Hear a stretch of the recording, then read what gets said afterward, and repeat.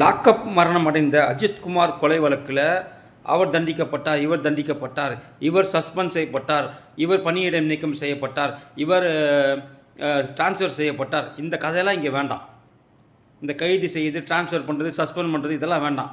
காவல்துறையை கையில் வைத்திருக்கக்கூடிய முதலமைச்சர் ஏன் இதற்கு பொறுப்பேற்று ராஜினாமா செய்யவில்லை என்பதுதான் மக்களின் கேள்வி. இன்றைக்கி ஹைகோர்ட்டும் அதான் கேட்டேன். மதுரை ஹைகோர்ட் என்ன கேட்டிருக்காங்கன்னா, இன்றைக்கி அவங்களும் அதுதான் கேட்டிருக்காங்க. சும்மா இந்த எஸ்பியை மாற்றுறேன், இந்த இன்ஸ்பெக்டரை மாற்றுறேன், எஸ்ஐயை மாற்றுறேன், அப்புறம் வந்துட்டு இந்த காவலர்களை வந்துட்டு பணியிட நீக்கம் செய்கிறேன், அவங்களுக்கு தண்டனை வாங்கி கொடுத்து அவங்க ரிமாண்ட் பண்ணுறேன், இதெல்லாம் வேண்டாம். காவல்துறையை கையில் வைத்திருக்கக்கூடிய முதலமைச்சர் தான் இதுக்கு பொறுப்பேற்கணும். ஏன்னா இவ்வளோ பேர் நீங்கள் மாற்றுறீங்களா? ஏன் மாற்றுறீங்க? இவ்வளோ பேர் நீங்கள் சஸ்பெண்ட் பண்ணுறீங்க, இவ்வளோ பேர் கைது பண்ணுறீங்க, ஏன் பண்ணுறீங்க?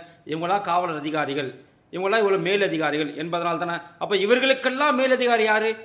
காவல்துறையை கையில் வைத்திருக்கக்கூடிய அமைச்சரான மு.க. ஸ்டாலின் அவர்கள் இதற்கு பொறுப்பேற்று ராஜினாமா செய்யணும்.